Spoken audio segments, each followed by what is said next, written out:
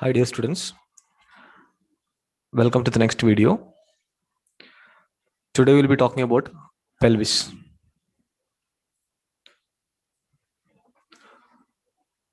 So when we consider pelvis, first we have to see the bones which are in the pelvis. So that bone is hip bone. There are two hip bones. It has got different parts. Upper part called ilium, anterior part pubis, posterior part ischium. These three parts joins at acetabulum, which articulates with the femur. And these three parts which are joining at the acetabulum, they forms a triradiate cartilage at the acetabulum. Another view of the hip bone, lateral view and a medial view, showing right side hip bone, anterior aspect and posterior aspect, superior inferior aspect. Ilium, the expanded part of hip bone called ilium, having the upper part, a thick upper part called iliac crust, can be seen here, iliac crust. It's a medial view, posterior and anterior aspect.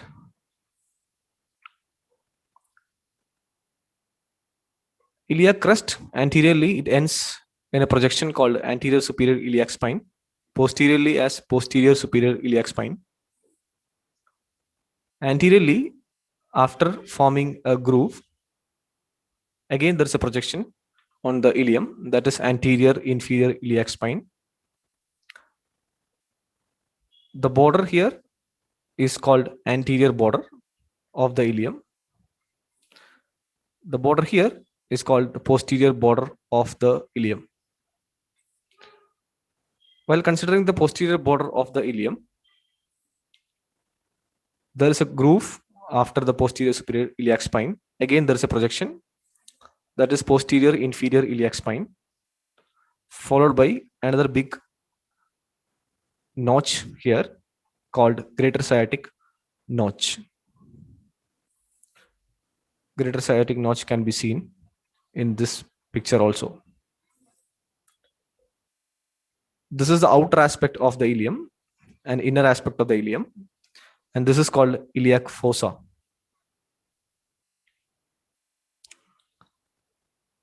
Now considering the pubis, pubis has got a body, superior ramus, inferior ramus. Superior ramus joining with the ilium, inferior ramus joining with the ramus of the ischium and forming conjoined ischiopubic rami. Body of the pubis, the medial surface of the body of the pubis joins with its fellow and forms symphysis pubis or pubic symphysis. Ischium is seen posteriorly, joining with the ilium above and also with the pubis. In between the ischium and the ilium, there is a foramen, and that foramen is called obturator foramen. Tracing back to the posterior aspect of the ischium, the greater sciatic notch continues downwards, and a projection is present on the posterior border of the ischium, and this projection is called ischial spine, followed by a notch, and this notch, it forms a lesser sciatic notch. So there is a greater sciatic notch and a lesser sciatic notch. Acetabulum articulates with the hip bone. The femur. So these are the things that we can make out here. and the hip bone joins with the sacrum to form sacroiliac joint. So this area is articulating with the sacrum.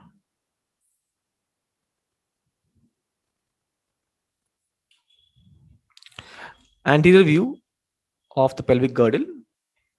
So pelvic girdle includes hip bone, two hip bones, sacrum.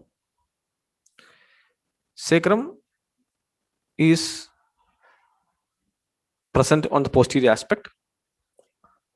There are present fused sacral vertebrae 1, 2, 3, 4, 5. Sacral vertebrae are joined to form sacrum. Below that, coccyx can be seen, which is again fused. Sacrum on either side joins with or articulate with the hip bone to form sacroiliac joints. Sacrum above articulate with the lumbar vertebra 5 to form lumbosacral joint. Between the lumbar vertebra L5 and the sacrum, the disc can also be seen. Anteriorly, the two hip bones joins to form pubic symphysis, which is of a secondary cartilaginous joint. On either side, acetabulum articulates with the femur to form the hip joint. Obturator foramen can be seen, greater sciatic notch, ischial spine, iliac fossa, iliac crest, anterior superior iliac spine, anterior inferior iliac spine. The anterior aspect of the body of the pubis, or the anterior border of it, is called pubic crest. On the lateral aspect of the pubic crest, there is a tubercle that is called pubic tubercle.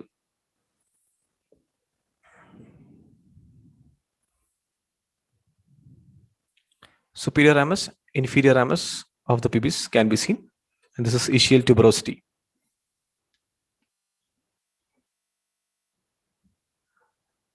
When you are sitting on ischial tuberosity. Weight transmission while sitting is through ischial tuberosity. Sacrum, on either side, there are some foramina which allows the passage of spinal nerves.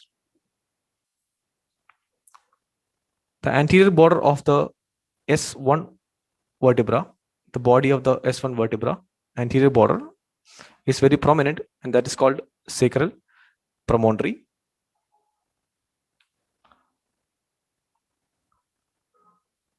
This part is called ala of the sacrum. It looks like wings, so they are called ala of sacrum. This is another view which shows a lateral aspect of the right hip bone along with the sacrum. Some of the muscle attachments can be seen here. Let's consider this picture. This is the iliac crest, anterior superior iliac spine, anterior inferior iliac spine. So it is a right-sided hip bone, acetabulum, pubic tubercle, body of the pubis, inferior ramus, superior ramus of the pubis, ramus of the ischium, joining with inferior ramus and forming conjoined ischiopubic rami, ischial tuberosity, ischial spine, greater sciatic notch, lesser sciatic notch, sacrum, coccyx, posterior superior iliac spine, posterior inferior iliac spine. Some of the muscle attached are also shown in this: gluteus minimus, medius, maximus, tensor fasciae lata, origin. So these red colored area are showing the origin. Insertion of obliquus externus abdominis, or external oblique muscle of the abdomen. Internal oblique muscle gets originated from iliac crest. Sartorius origin.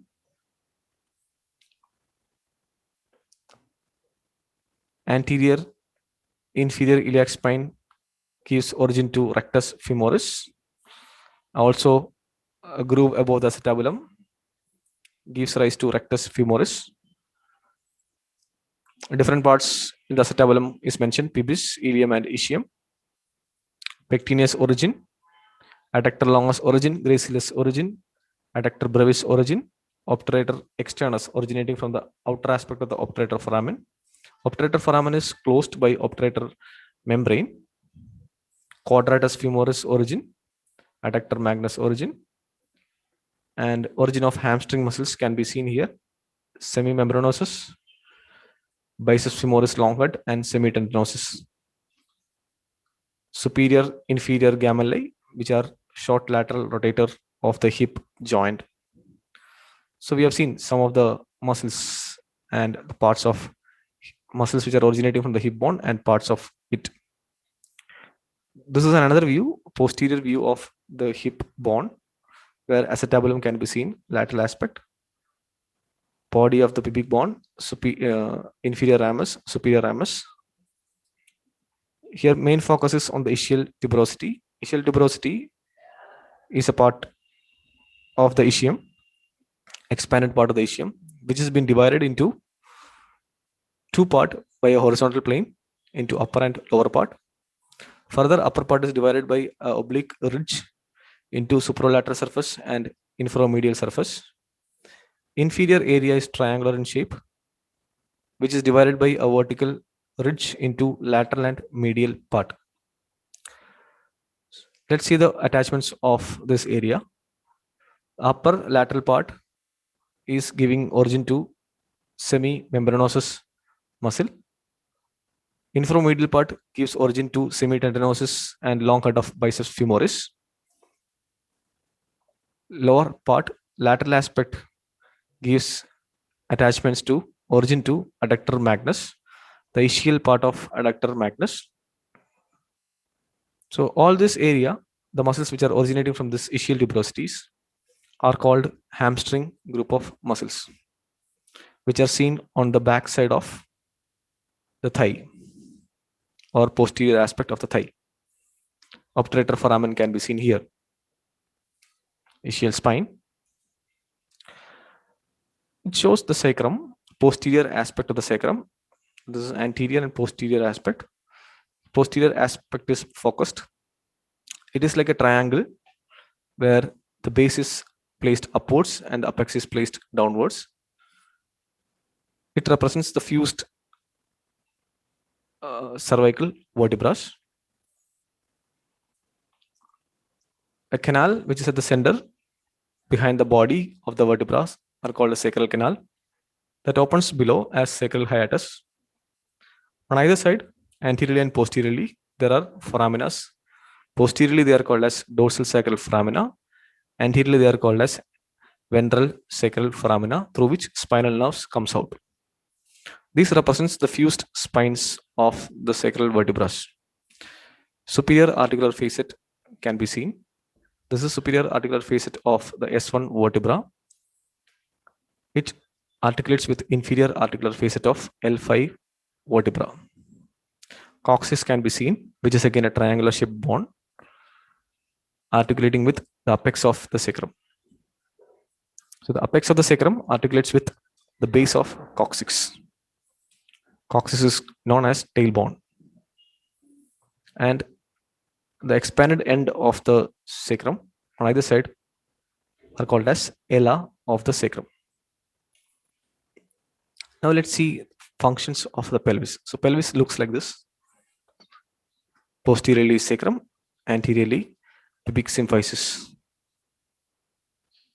which is the articulation between two hip bones. So altogether it is the pelvis, the pelvic girdle. So pelvis provides a location for the large muscles of lower body to connect, giving humans ability to walk, run, sit, and kneel. So it allows or it connects large muscles of the lower part of the body. So it is getting attached. We have seen some muscles are getting attached to it. And the lower limb is connected to the body through the hip bone.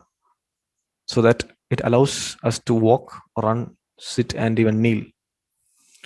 It also surrounds reproductive organs, urinary bladder, rectum, forming a cavity in which these organs can be supported and protected. So, in this area, reproductive organs are placed. Not only reproductive organs, urinary bladder, rectum are also placed here, and these organs are well protected in this cavity by the bones, muscles, ligaments surrounding it. The most important mechanical function of the pelvis is to transmit the weight of the trunk to lower body. So the trunk, so the weight of the body,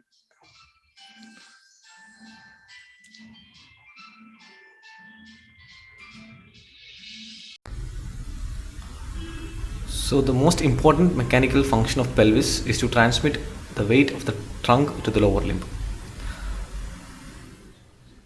So there are two instances where the weight of the body is transmitted through the hip bone. One is when you stand, so that occurs through a particular way, that is the weight is transmitted through the vertebra, through the sacrum, ala of the sacrum, to the hip bone and to the acetabulum and to the lower limb bones. So this happens when you stand.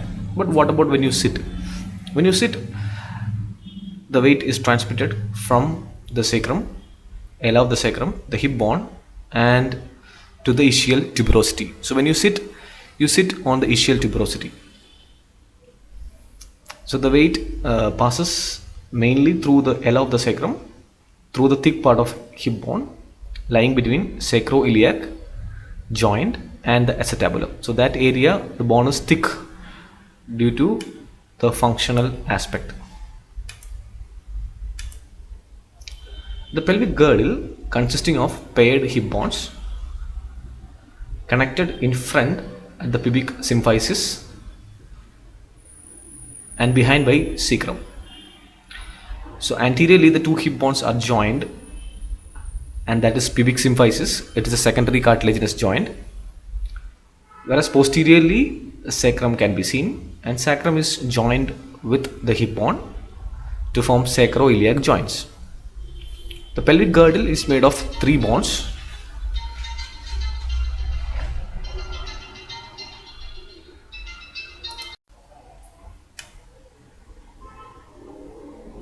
Each of the hip bone is made of three bones, separate bones. Later they fuse. They are ilium, ischium. Ischium is seen on the lower aspect. Ischium, pubis. Now let's see some of the joints which are formed here. Lumbosacral joint, the joints between the fifth lumbar vertebra and the base of the sacrum. Lumbosacral disc is very thick in this area, and it is thickest anteriorly. So there are discs which are present between the vertebra. So here the lumbosacral joint, the disc in the lumbosacral joint is thick. So the stability of the fifth lumbar vertebra on the sacrum is further increased. So the sacrum is sloping anteriorly. The base of the sacrum is sloped anteriorly, so that there is a chance that the lumbar vertebra may slip from the sacrum and slip anteriorly. So that has been prevented by some ligaments which are very strong. Anterior view, strong iliolumbar ligaments which extends from the stout transverse process of the fifth lumbar vertebra to the iliac crust. So this is a paired ligament which can be seen on either side, iliolumbar ligament. Now the next ligament here is a lumbosacral ligament. So this ligament fans out inferiorly to be attached to the lateral part of the ala of the sacrum as the lumbosacral ligament. So this is another ligament which is also a paired structure. So there are ligaments like iliolumbar ligament and lumbosacral ligaments which are very strong, which helps to have a stable position of L5 on the sacrum. Another joint here is sacrococcygeal joint. It is a secondary cartilaginous joint between apex of the sacrum and the base of the coccyx. Coccyx has got a base and an apex. So base is articulating with the apex of the sacrum. The bones which are united here are united by a intervertebral disc, which is again present here between the sacrum and the coccyx. And there are some ligaments: ventral sacrococcygeal ligament, which is corresponding to anterior longitudinal ligament. Anterior longitudinal ligament is a ligament which is present throughout the vertebra on the anterior aspect of the body of the vertebra. So when it reaches the lower aspect near the sacrum and the coccyx, it is replaced as ventral sacrococcygeal ligament. Deep dorsal sacrococcygeal ligament corresponding to posterior longitudinal ligament. Now, posterior longitudinal ligament or the supraspinous ligament, posterior longitudinal ligament is a ligament which is present on the posterior aspect of the body of the vertebrae. So they are modified when it reaches on the lower aspect near the sacrum and the coccyx, and that is called deep dorsal sacrococcygeal ligament. The superficial dorsal sacrococcygeal ligament, which is another ligament which can be seen here, superficial dorsal sacrococcygeal ligament, which is connecting sacrum and the coccyx superficially. They are seen again in the lower part, and they complete the lower part of sacral canal. So this canal here is called the sacral canal. So they can be seen on either side. Superficial dorsal sacrococcygeal ligament. So these ligaments are also present. Now let's see the pelvic wall. The pelvis is divided by an oblique plane which is passing through the promontory of the sacrum, arcuate line on the ilium, iliopectineal line, and the posterior surface of pubic crust. So it is a oblique plane, and this is passing through the sacrum, ala of the sacrum, then passing through the ala of the sacrum, then the arcuate line of ilium, iliopectineal line, and the posterior surface of pubic crust. Pubic crust is placed, or it is present on the anterior aspect of the body of the pubis. So this line is passing onto the posterior aspect of it. The circumference of this plane is termed the linea terminalis or pelvic brim. So the line which I explained now here all together is called linea terminalis or the pelvic brim. Pelvic brim or the inlet of pelvis. So because of this inlet of pelvis, the pelvis is divided into two parts.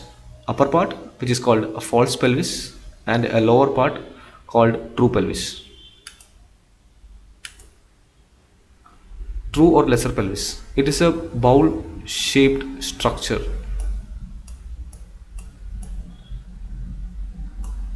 This area formed from the sacrum, pubis,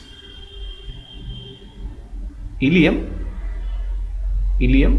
ischium, and the ligaments which interconnect those bones, and the muscles which line the inner surface. So the true pelvis is formed by some bones like sacrum, pubis, ilium, ischium. Ischium is posteriorly placed, you cannot see here well. So, and the ligaments which are connecting these bones, and the muscles which are lining the inner aspect of this bone. Lesser pelvis is that part of the pelvic cavity which is situated below the pelvic brim. So this area is lesser pelvis or true pelvis. It lodges certain structures like colon, urinary bladder, rectum, male and female genital organs. The true pelvis has an inlet bounded by the superior circumference. So this is the inlet, and outlet which is bounded by the inferior circumference, and a cavity between the inlet and the outlet, a cavity. Superior circumference is known as the brim of the pelvis, which we discussed just before.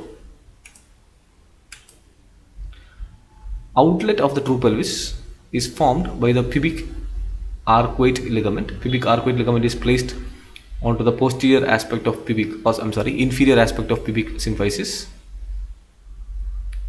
and the inferior rami of the pubis and the ischia, laterally by the ischial tuberosities, the inferior view, and behind by the sacrotuberous ligament, which is a thick ligament which is connecting the sacrum to the ischial tuberosity and tip of coccyx. So all together it forms outlet of pelvis.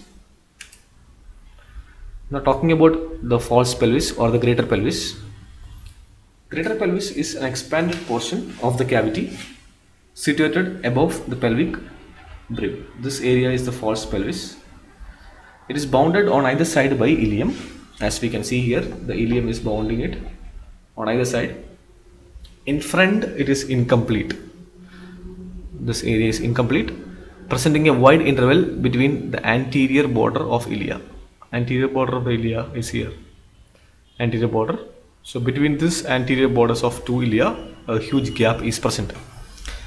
Whereas behind, there is a deep notch on either side between the ilium and the base of the sacrum. Now, what it does, the false pelvis supports intestines, the parts of large intestine and the small intestine, they reaches here and transmits part of their weight to the anterior wall of abdomen. So they transmit the weight to the anterior wall of abdomen. Anterior wall is made of muscles which are originating, some of the muscles are originating from the hip bone. Now let's compare male and female pelvis. So comparison of males and females, female pelvis is of importance in forensic science to identify the unknown body, the sex of the unknown body, unclaimed body, or the skeleton. So let's compare. So this side is female and here male. Let's see the female, tilted forward, adapted for childbearing. True pelvis defines the birth canal. Birth canal. Cavity of the true pelvis is broad compared to the male, and it is more tilted forward. And the shallow, it is shallow where this is deep and has a greater capacity. The capacity, the volume, that is more here compared to this.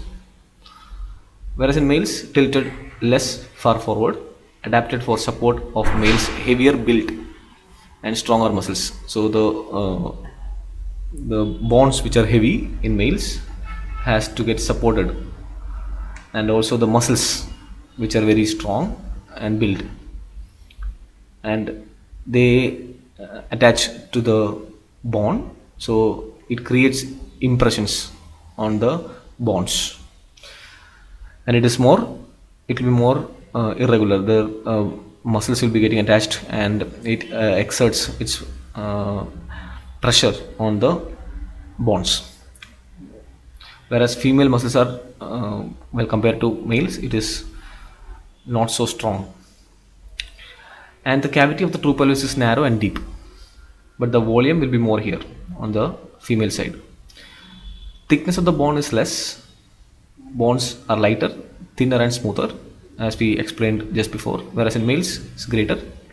Thickness of the bone is greater. Bones are heavier, thicker, and markings are more prominent. That's what I said. Markings which are created by the muscles are more here because the muscles are more powerful in males.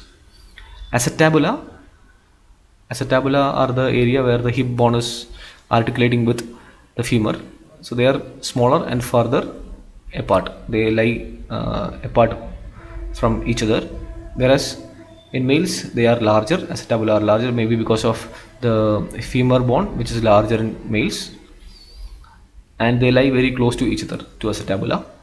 Pubic angle or the arch. This is the pubic angle between the two inferior ramus of the pubis, which is broader, 80 to 90 degree or 100 it can be, whereas in males the angle is more acute, 50 to 60 degree. So what we have seen here is the anterior view of the pelvis, female and male pelvis. There are other differences as well, male and female. The general appearance narrower, more robust, rougher. Female broader, lighter, smoother. Pelvic inlet heart shaped, oval to round shape.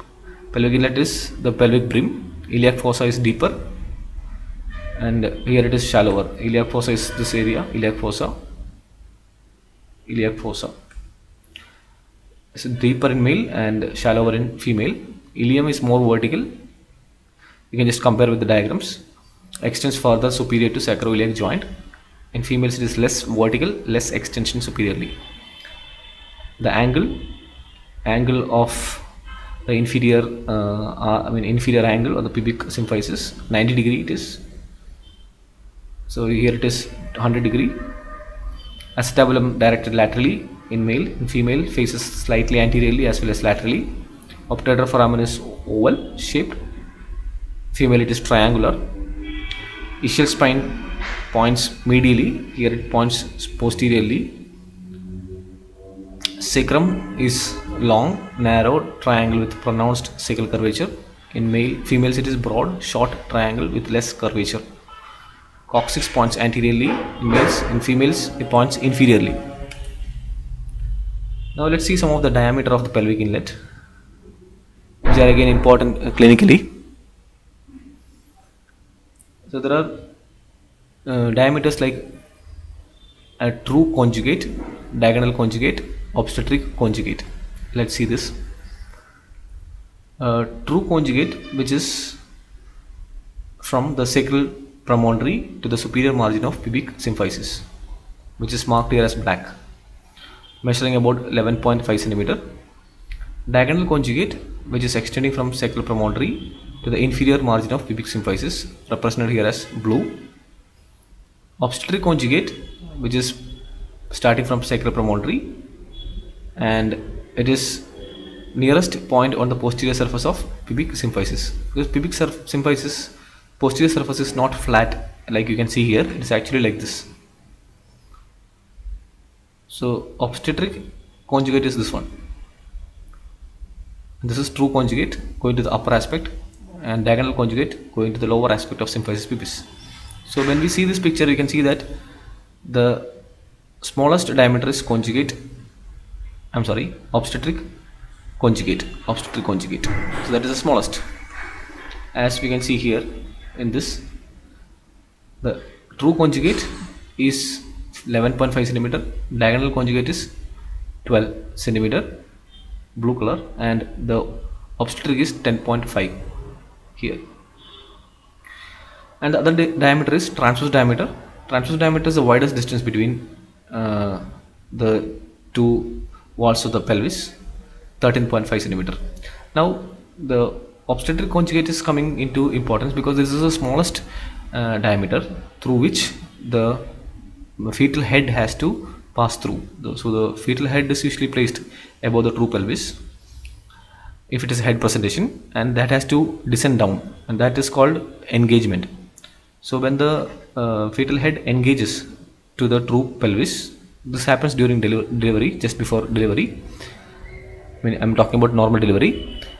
So it has to pass through all these areas, diameters. So it can pass through the pelvic inlet because it is larger, but it may pass through the diagonal conjugate also. But look at this obstetric conjugate. Obstetric conjugate is very small when compared to the other diameters. So this is the smallest diameter through which the head has to pass, or in other words, the head circumference of the fetus should be less than the obstetric conjugate. Then only the engagement will occur, or the head will descend into the true pelvis and the delivery occurs.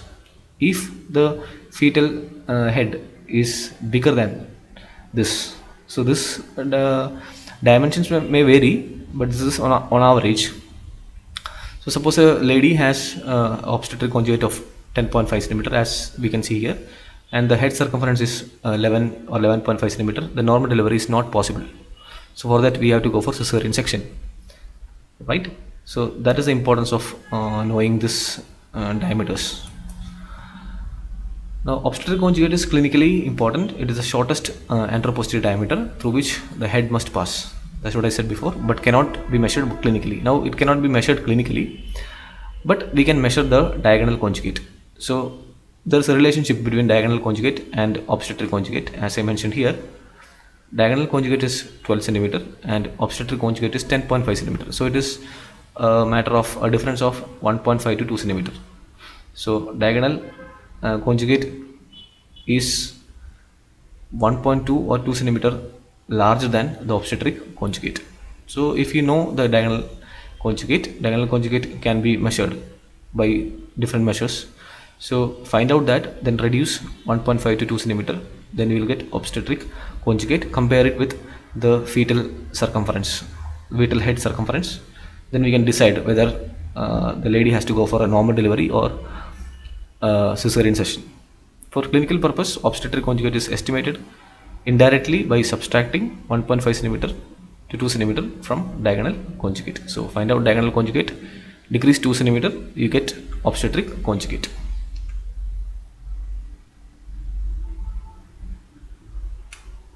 Thank you.